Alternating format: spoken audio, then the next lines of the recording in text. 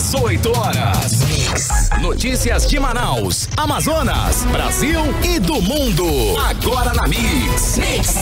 Mix agora 6 horas em ponto em Manaus. Boa noite pra você na sintonia certa, pra você no melhor Mix do Brasil. Vamos juntos agora, hein? Começando mais uma edição do programa 18 horas pra você. Hoje é quarta-feira, 28 de abril de 2021, até às 7 da noite, as principais notícias do dia.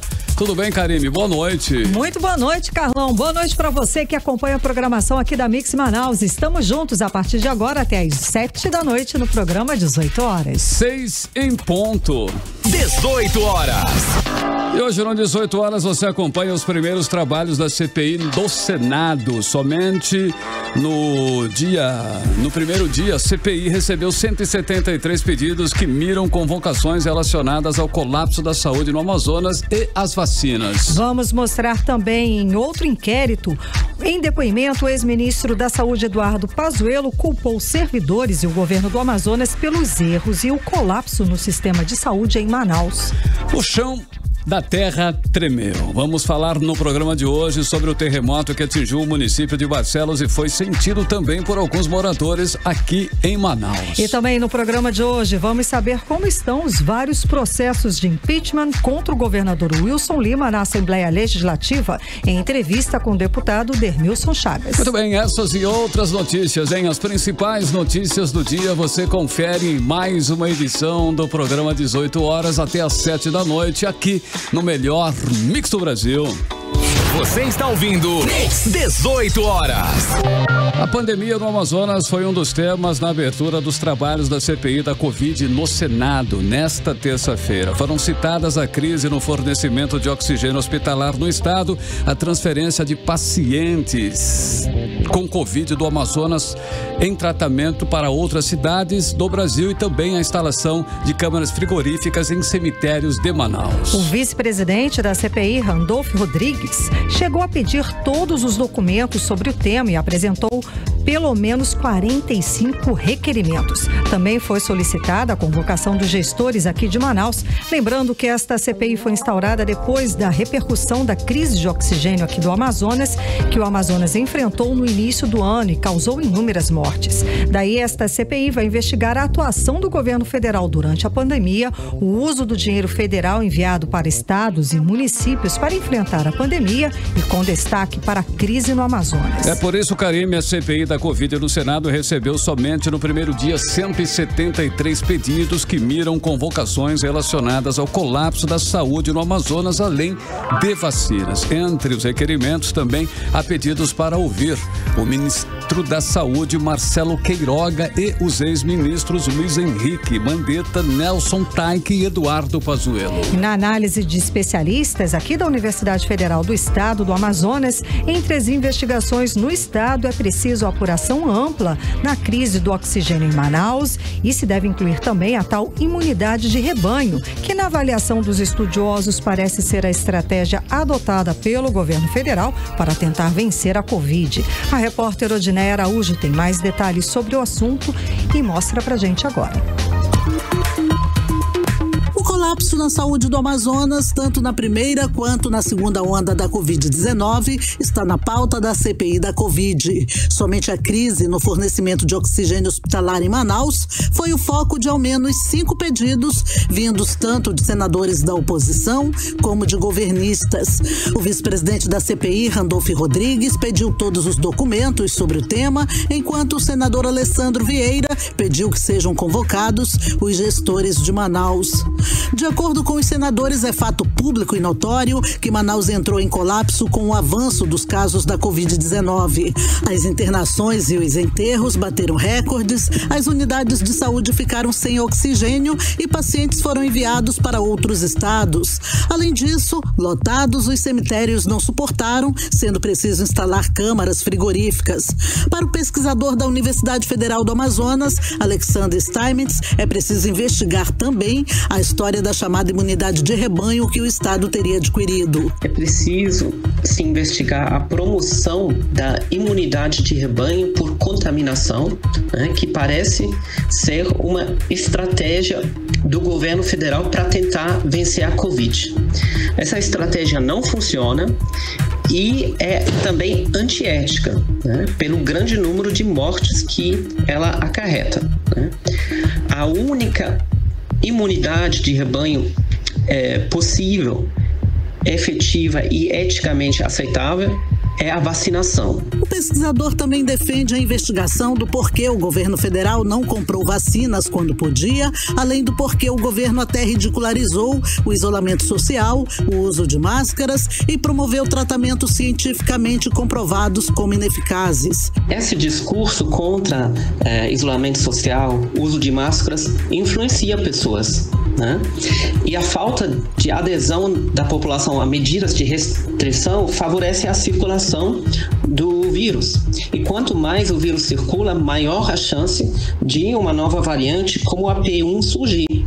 Também acredito que seja importante apurar, porque em plena crise de oxigênio, né, o governo estava enviando equipes para promover tratamentos sem comprovação científica, inclusive tratamentos potencialmente danosos, né, que não têm eficácia nenhuma. Sobre a crise do oxigênio no Amazonas, o pesquisador Alexander Steinmetz diz que é importante investigar o que foi feito de concreto para tentar evitar a calamidade. Numa situação em que já estava evidente, pelo menos uma semana antes, que o oxigênio não seria suficiente, né?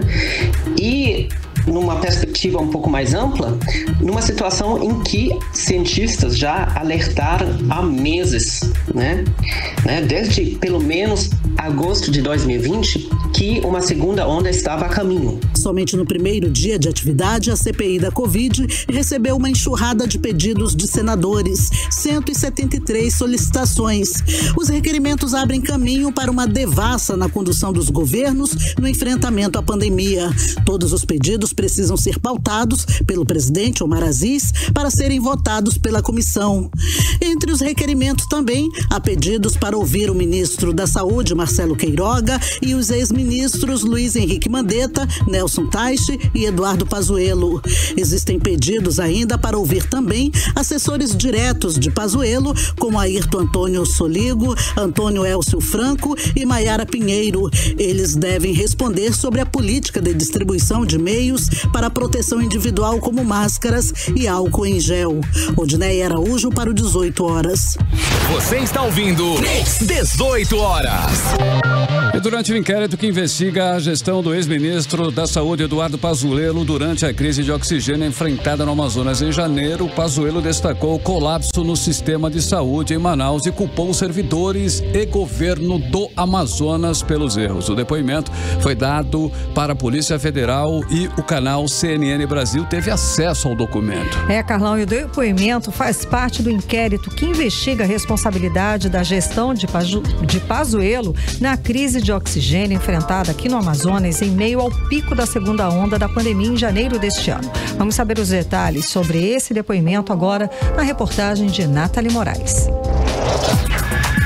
Principal alvo da CPI da Covid, o ex-ministro da Saúde, Eduardo Pazuello, prestou depoimento à Polícia Federal no dia 4 de fevereiro. O depoimento foi prestado dentro do inquérito que investiga a responsabilidade de sua gestão na crise de oxigênio de Manaus no início deste ano. Em 8 páginas, destacam-se basicamente 2 pontos do depoimento do ex-ministro: a atribuição de responsabilidade pelo caos no Amazonas ao governador do estado, o governador Wilson Lima, e a atribuição de responsabilidade a servidores da pasta, pelo que o ex-ministro classificou como 2 erros que geraram uma grande polêmica. Um dos erros seria o Tratikov, aplicativo desenvolvido pelo Ministério para ajudar os médicos a identificarem diagnósticos de Covid-19 que saiu do ar dias depois por sugerir a indicação de remédios que não têm comprovação científica. O aplicativo é alvo também da CPI e já entrou na primeira lista de assuntos de requerimentos apresentada pelo relator da comissão, Renan Calheiros. No depoimento, Pazuello disse que o aplicativo aplicativo foi disponibilizado cerca de 2 dias depois, tendo sido imediatamente tirado do ar ao ser identificado com uma falha, e que esta falha consistia em indicar no uso da hidroxicloroquina diante de sintomas que não tinham relação com a Covid. Pazuello também disse que o Ministério não recomenda o uso da cloroquina e que segue as recomendações do Conselho Federal de Saúde. Disse também que só enviou o medicamento para os estados e municípios que pediram. Pazuello também atribui outro erro de um servidor do Ministério da Saúde, o fato de ter subsidiado a Advocacia Geral da União com uma informação que, da forma como acabou sendo apresentada ao Supremo Tribunal Federal, comprometeu o ex-ministro. A menção ao estado do Amazonas também foi feita quando a Polícia Federal questionou quando, de fato, o ex-ministro Pazuello soube da crise de oxigênio no estado. Em uma primeira reunião com o governador Wilson Lima, no dia 4, ele disse que nada foi informado, segundo o então ministro da Saúde. Em outra reunião, já no dia 6, o mesmo teria ocorrido e a situação também foi assim no dia 7. Pazuello diz que o assunto oxigênio só foi tratado pela primeira vez no dia 8 pela manhã, mas ainda sem referência ao eventual colapso. O colapso só foi informado ao Ministério da Saúde no dia 10 de janeiro. Por meio de nota, a Secretaria de Estado de Saúde do Amazonas informou que todas as informações sobre a atuação do governo do estado e do governo federal na crise de oxigênio já foram prestadas à Polícia Federal pelo secretário de Saúde, Marcelo Campelo. Eles ressaltam que a primeira vez que a empresa White Martins levou ao conhecimento da secretaria que estava com dificuldade no abastecimento de oxigênio foi no dia 7 de janeiro de 2021.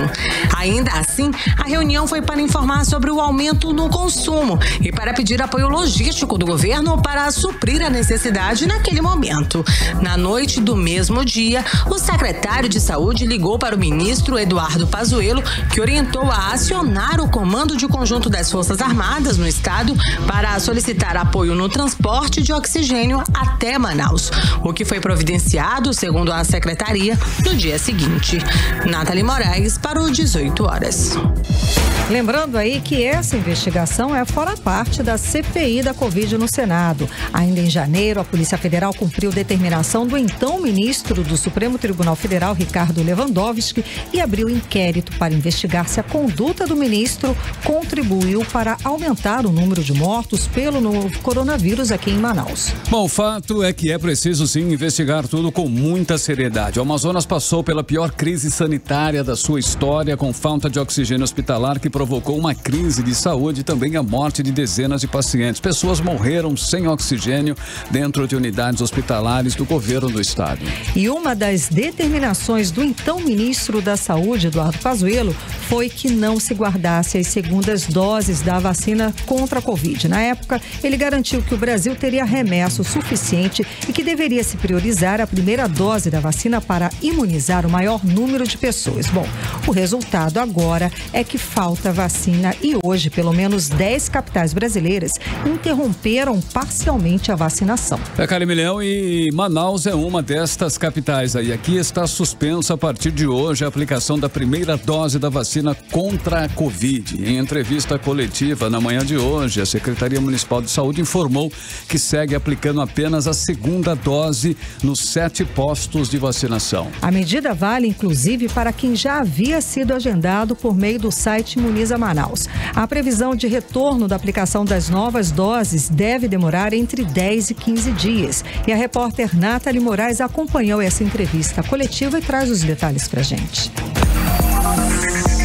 Em entrevista coletiva, a secretária de Saúde de Manaus, Shadia Frache, afirmou que a aplicação da primeira dose das vacinas contra a Covid-19 em Manaus deve ficar suspensas de 10 a 15 dias.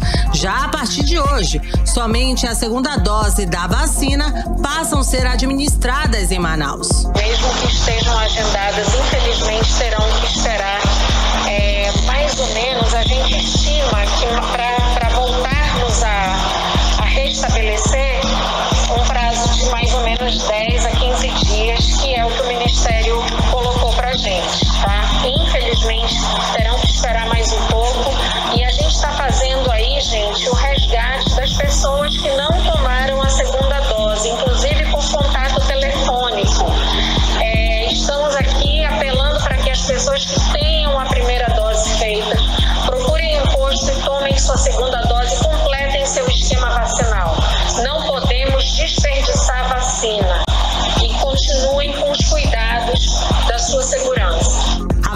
vacinação foi suspensa por uma recomendação por meio de ofício do Ministério da Saúde.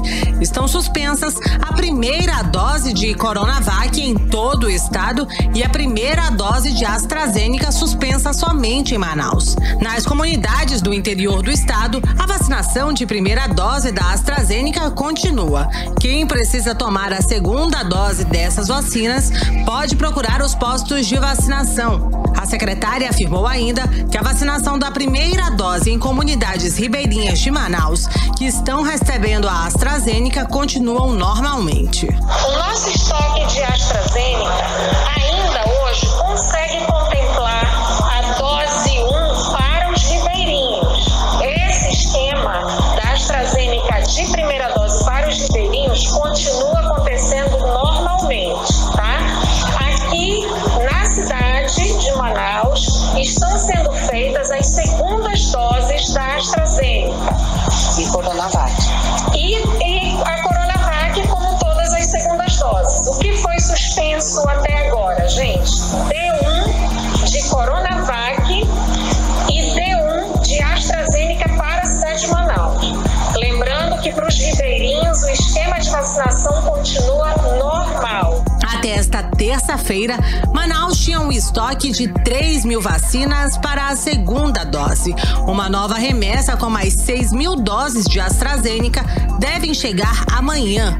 E a partir de então, começam a ser planejados os próximos grupos a receberem a imunização, como as grávidas, que vão entrar como grupo prioritário, independentemente de possuírem comorbidades ou não. Ao todo, entre a primeira e segunda dose, já foram aplicadas em Manaus 444.503 doses das vacinas enviadas pelo Ministério da Saúde. Nathalie Moraes para o 18 horas. Vou destacar aqui o que a repórter Nathalie Moraes colocou na reportagem dela. Lembrando que as segundas doses estão garantidas aqui em Manaus. Então, você que tem a segunda dose agendada, está tudo ok, está tudo normal. O problema está temporário nas primeiras doses. Vou lembrar aqui que a Coronavac é a principal vacina do Programa Nacional de Imunização contra a Covid-19. Corresponde a 76% das vacinas aplicadas na população brasileira, segundo dados do Ministério da Saúde. E para que ela tenha aí uma eficácia, total eficácia contra a Covid-19, é preciso ser aplicada no intervalo de até 28 dias. Ou seja, se houver atraso, a orientação é tomar o quanto antes. E o atraso, segundo o Ministério da Saúde, não compromete a imunização da população. 6h18 e você está no melhor Mix do Brasil. Você está ouvindo Mix 18 horas. Olha, essa madrugada muita gente entrou nas redes sociais para falar e mostrar, o chão tremer. Tremeu o chão. Um terremoto de magnitude 4.7 na escala Richter atingiu a cidade de Barcelos, no interior do Amazonas, e foi sentido também por alguns moradores aqui na capital. É isso aí, Carlão. Foi o assunto do WhatsApp nessa madrugada, viu? O tremor aconteceu no início da madrugada desta quarta-feira, depois da meia-noite, na divisa do estado de Roraima com o Amazonas. O tremor foi de média magnitude. E a repórter Júlia Gomes traz os detalhes pra gente. Vamos acompanhar. Um terremoto de magnitude 4.7 na região de Rorainópolis, no estado de Roraima, foi sentido em cidades do Amazonas no início da madrugada desta quarta-feira. Segundo o Serviço Geológico do Brasil, o epicentro do tremor foi próximo à região norte do Amazonas. Por isso, o abalo foi sentido por moradores do município de Barcelos, no interior do estado, e também de Manaus. Segundo Marcos Ferreira, pesquisador do Serviço Geológico do Brasil, esse foi um evento de magnitude média, mas não incomum na região, porém pouco percebido pela população. Esse tipo de evento eles ocorrem com bastante frequência no território brasileiro. A maioria deles a população não sente. No entanto, esses com magnitudes superiores acabam sentindo e sendo percebidos pela população. Marcos Ferreira explica ainda que os tremores são sentidos em diversas regiões porque acontece o espalhamento da energia provocada a partir das falhas sísmicas.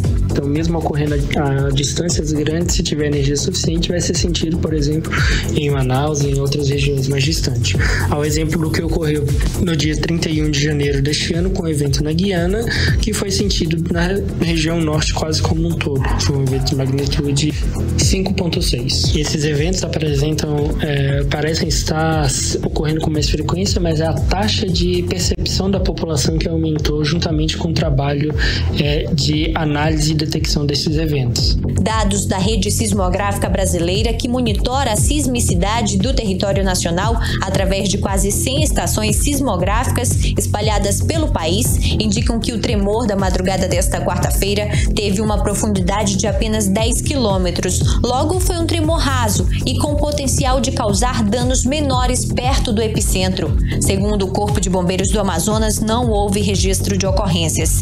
Júlia Gomes para o 18 horas. Você está ouvindo 18 horas. Mix agora 6 horas e 21 minutos. Daqui a pouco, nesta edição do programa 18 horas, nós vamos saber como estão os 9 processos de impeachment contra o governador Wilson Lima na Assembleia Legislativa do Estado, conversando em entrevista com o deputado Dermisson Chagas daqui a pouco. Mix. Vamos agora saber aí a previsão do tempo, né? Tempo e temperatura com Karime Leão. Previsão do tempo. E para esta noite e madrugada de quinta-feira, a previsão, segundo o Climatempo, é de períodos de nublado com chuva a qualquer hora. A mínima prevista é de 24 graus, a máxima não deve passar dos 27 graus. As chances de chuva são de 90% e a umidade relativa do ar fica entre 68%, podendo chegar até 97%. 6 horas e 27 minutos, boa noite. Mix. Karime Leão, agora fala pra mim, hein? Você já se rendeu a um tradicional PF, que é o famoso prato feito? Adoro! Aquele com arroz, feijão, carne, ovo, batata e salada, né? Quem não gosta, se o feijão for preto, então é melhor perfeito, ainda. né? Melhor ainda. Pois é, Karime Leão, mas tá cada vez aí mais difícil você conseguir fazer um prato assim, já não tá mais tão prato feito assim, viu, Karime? Pois então... é, Carlão, e o problema aí não é a falta desses produtos aí, desses alimentos não, mas sim o dinheiro para comprar. Pois segundo uma pesquisa da Fundação Getúlio Vargas, o PF ficou 23% mais caro no último ano. Os detalhes agora a gente vai conferir com a repórter Júlia Gomes. É só ir às compras para perceber que a comida está cada vez mais salgada. Mas o problema não é o tempero, mas o preço dos alimentos. O tradicional prato feito, aquele com arroz, feijão, carne, ovo, batata frita e salada, ficou 23% mais caro no último ano, segundo o levantamento da Fundação Getúlio Vargas, que calcula a alta dos alimentos pelo país. A alta nos preços foi puxada principalmente pelo arroz e o feijão, principais ingredientes do prato. O arroz ficou 61% mais caro, enquanto que o valor do feijão preto subiu quase 70%. A carne e o frango também tiveram aumentos significativos, de 27,2% e 13,4% respectivamente, seguidos dos ovos, a cebola e a batata, que estão mais caros. O único alimento que ficou mais barato foi o tomate, que teve uma redução no custo em cerca de 24%. O estudo divulgado nesta terça-feira leva em conta os 10 principais alimentos incluídos na cesta do prato feito e se baseia nas médias apuradas pelo Índice do Preço ao Consumidor da FGV no mês passado. A variação registrada foi de 10 vezes maior que a inflação média, calculada em 6,1% durante o mesmo período. Segundo a Fundação Getúlio Vargas, a alta dos preços se justifica pela desvalorização do real em relação ao dólar americano e se intensificou durante a pandemia. Por isso, o jeito é ser criativo na hora de comprar comida para casa e substituir alguns alimentos, como tem feito a autônoma Eliana Medeiros. Nós temos que substituir vários itens devido ao altíssimo preço que está. Por exemplo, a carne, não temos mais condições de estar comprando carne. E eu tenho substituído carne por peixe, que é o mais barato. Não está fácil, está muito difícil a situação. Júlia Gomes para o 18 horas. Você está ouvindo 18 horas. Olha, nós vamos falar agora sobre os pedidos de impeachment contra o governador Wilson Lima. Os pedidos seguem parados desde fevereiro na Assembleia Legislativa do Estado, apesar da denúncia da Procuradoria-Geral da República de que o governador do Amazonas comandava uma organização criminosa que desviava recursos públicos destinados à pandemia da Covid-19. Exato, Carlão. E o advogado Marco Vicenzo, autor da maioria desses pedidos de impeachment contra o governador Wilson Lima, diz que não acredita em arquivamento e espera que a denúncia da Procuradoria-Geral da República pese para que os pedidos de impeachment entrem em pauta na Assembleia. A repórter Odiné Araújo traz os detalhes pra gente. Vamos acompanhar.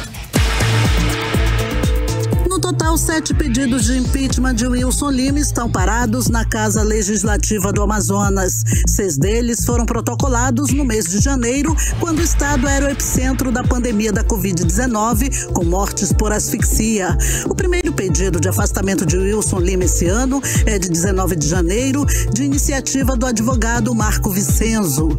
A denúncia é de prática de crimes de responsabilidade com pedido de impeachment. No mesmo dia, a casa recebeu o segundo pedido, feito pelo também advogado Cássius Clay Farias de Aguiar. Os outros pedidos foram apresentados no dia 21 de janeiro pelos advogados Juan Vitor Leonardo Castelo Branco e Mauro Menezes de Macedo Júnior.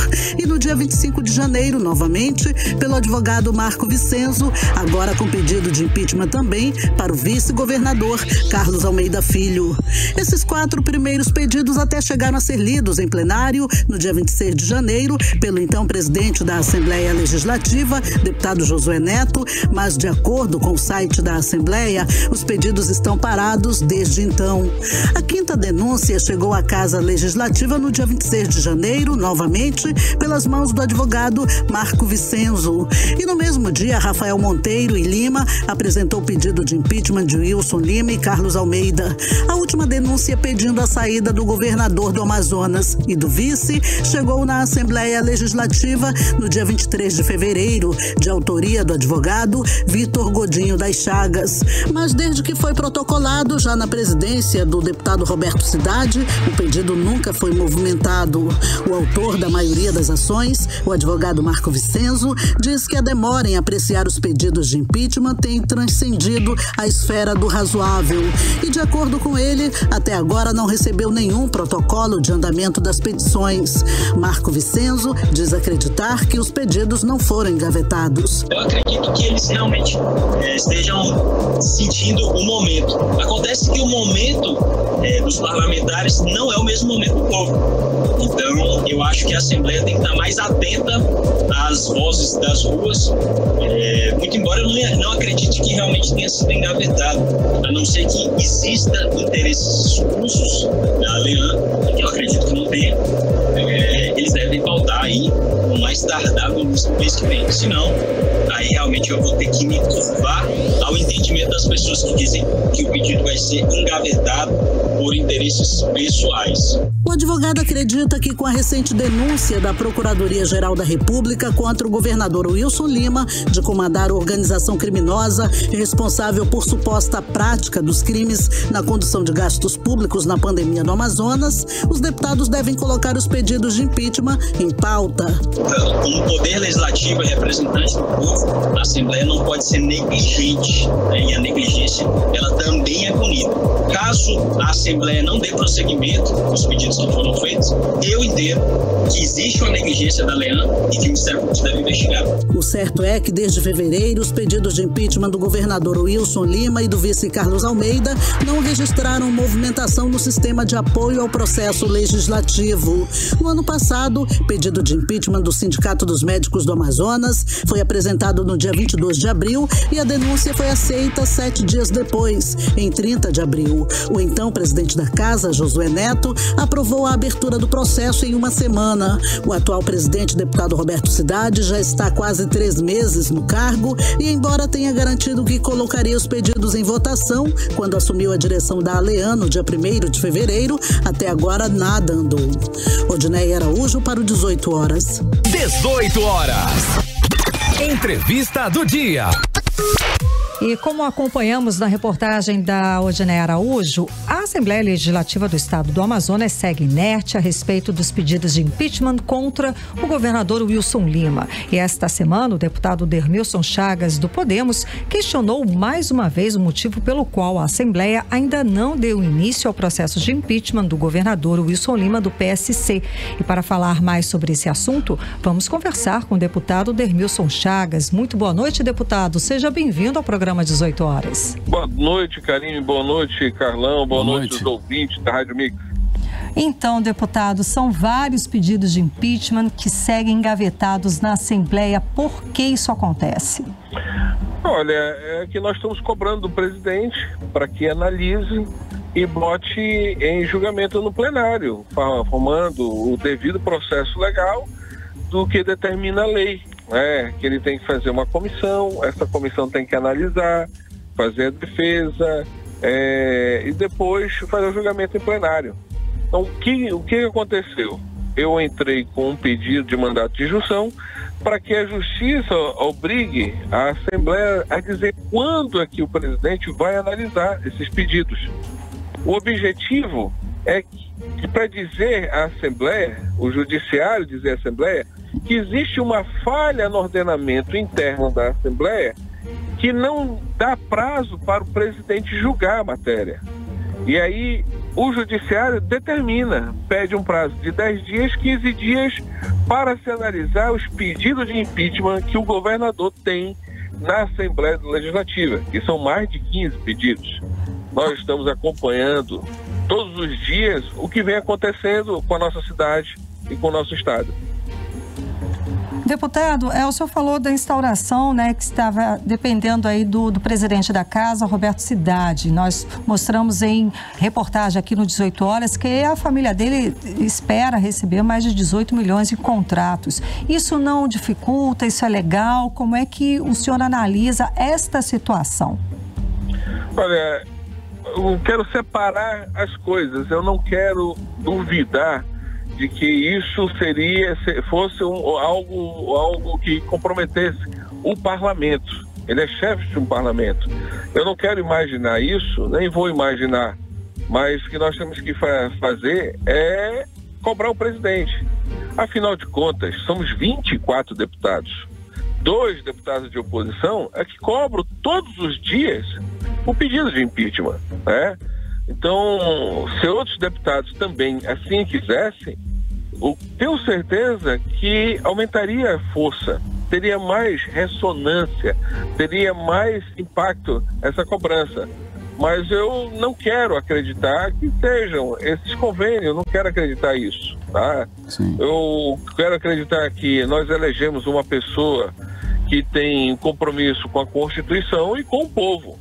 Então, não levar por esse lado, Até porque, quem seria o maior beneficiário, vamos dizer assim, quem seria na sucessão, quem assumiria o governo? Será se era melhor ser governador ou ter um contrato, que esse contrato eu acredito que já é histórico do presidente da Assembleia, da sua família?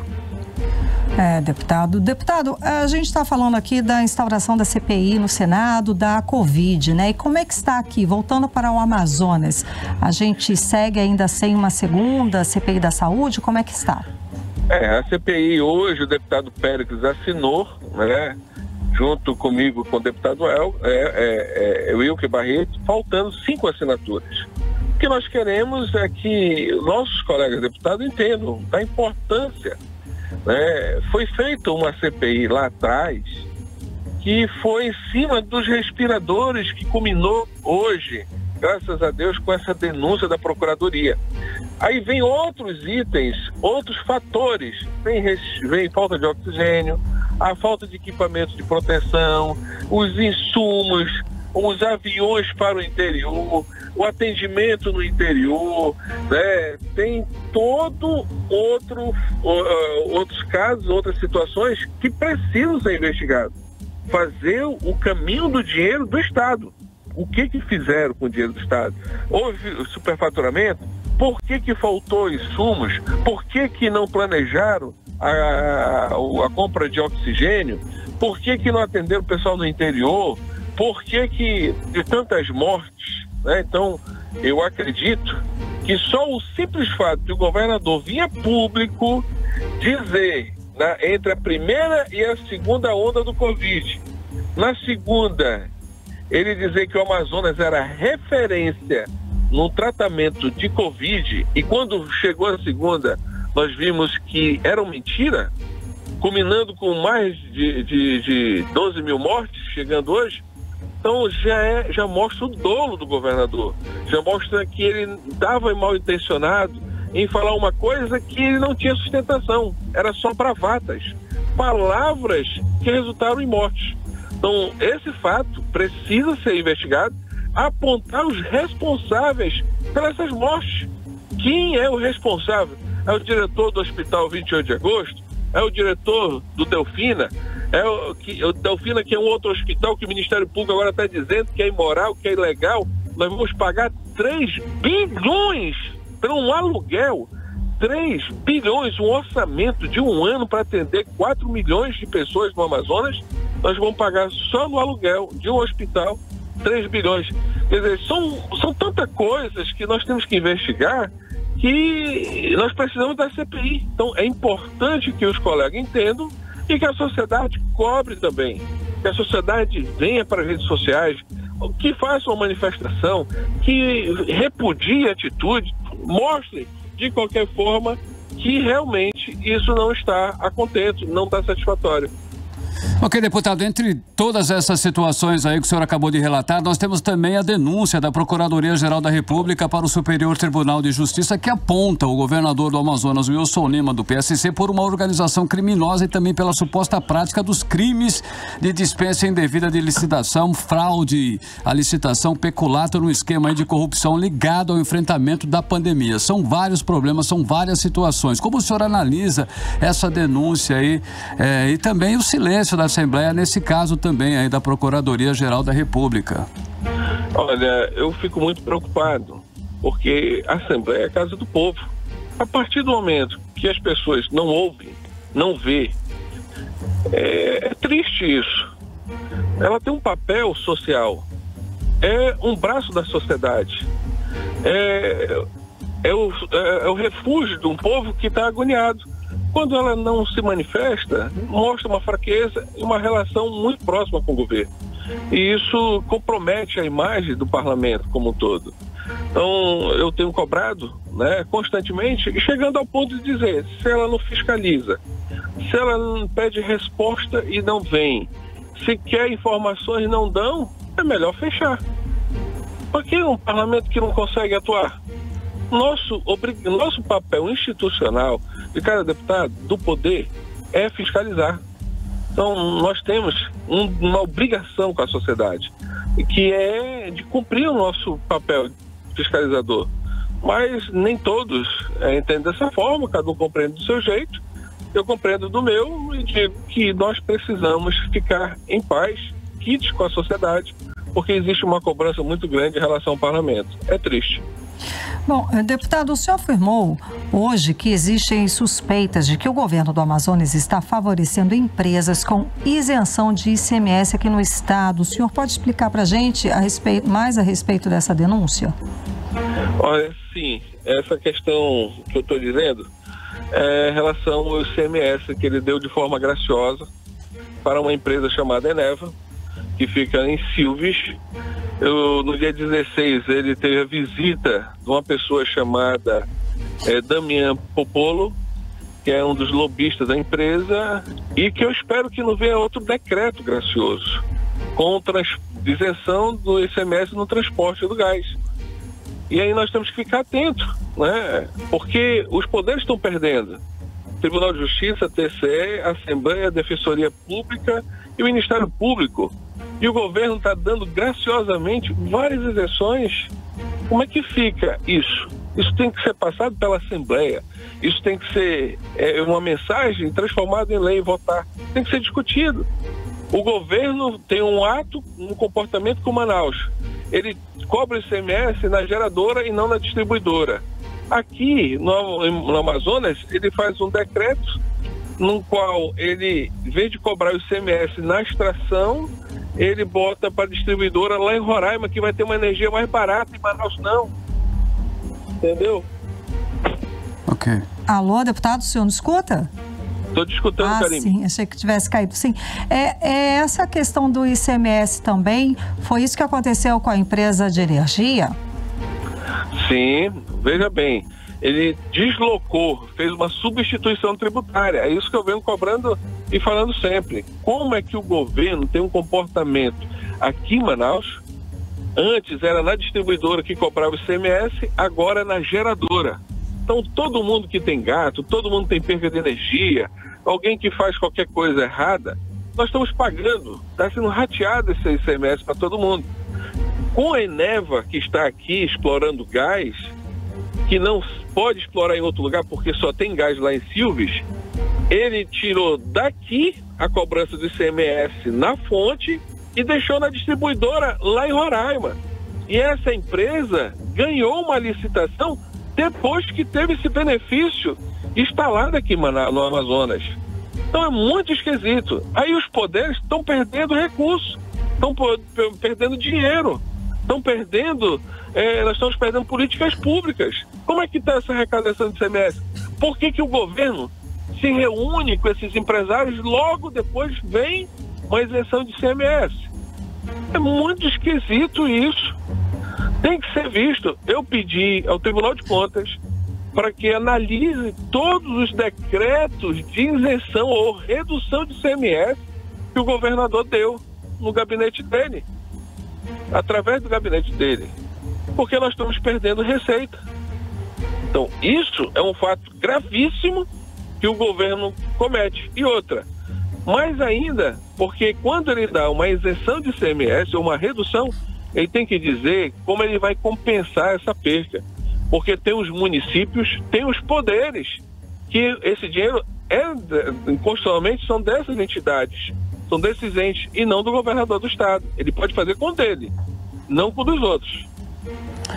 Deputado, o ex-ministro da Saúde, Eduardo Pazuello, durante depoimento aí para a Polícia Federal, ele culpou os servidores e o governo do Amazonas pelo colapso do sistema de saúde em Manaus. O senhor concorda com essa afirmação?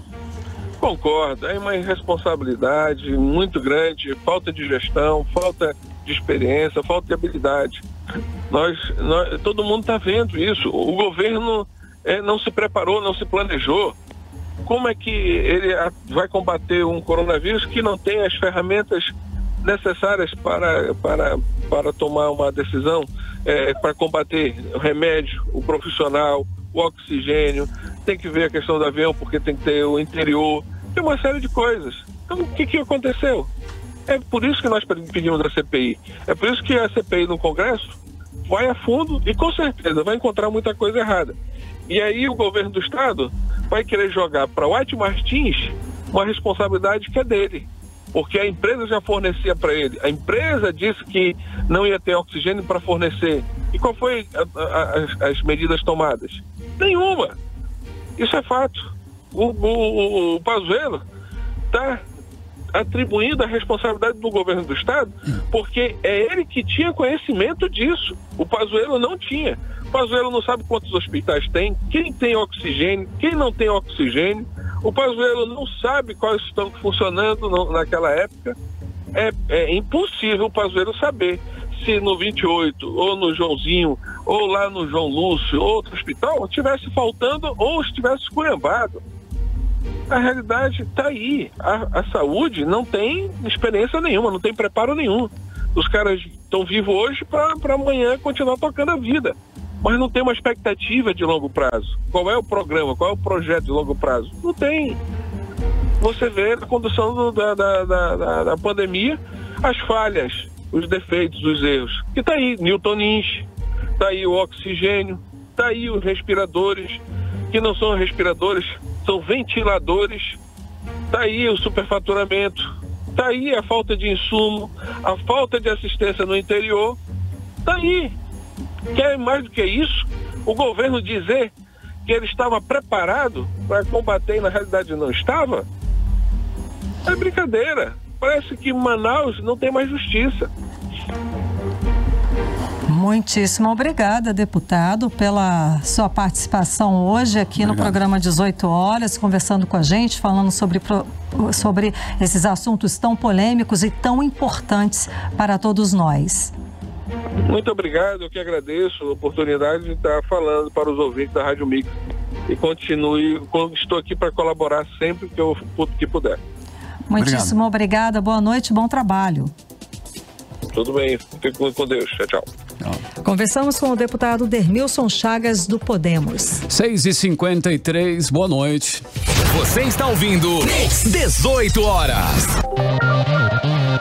E ainda hoje aqui no 18 horas, você é a favor ou contra a abertura de cassinos aqui no Amazonas? Esse é o nosso assunto daqui a pouco, logo depois da música. Mix. E aqui no Amazonas, o deputado federal pelo Republicanos, Alberto Neto, apresentou em março do ano passado um projeto de lei que estabelece a legalização de hotéis cassinos em todo o estado. Na proposta, o deputado alega que a intenção é usar os jogos de azar para atrair turistas, tanto para Manaus quanto para alguns municípios do interior. Vamos conferir os detalhes desta proposta agora na reportagem de Júlia Gomes. Uma pesquisa indicou que os moradores das regiões Norte e Centro-Oeste são favoráveis à instalação de cassinos.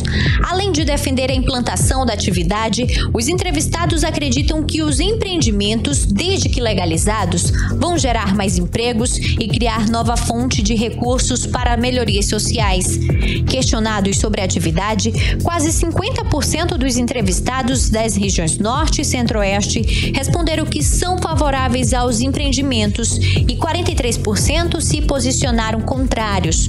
Em relação ao impacto da instalação dessas atividades e a consequente perspectiva de geração de emprego, caso os jogos venham a ser legalizados no Brasil, 75% dos moradores dessas regiões acreditam que a atividade vai promover o incremento na economia e ampliar a oferta de vagas de trabalho.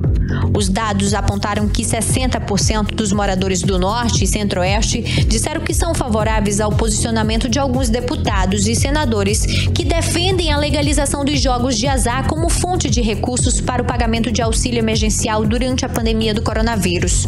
O deputado federal Alberto Neto, do Republicanos pelo Amazonas, apresentou na Câmara dos Deputados, em março do ano passado, o projeto de lei que estabelece a legalização de hotéis cassinos no Amazonas.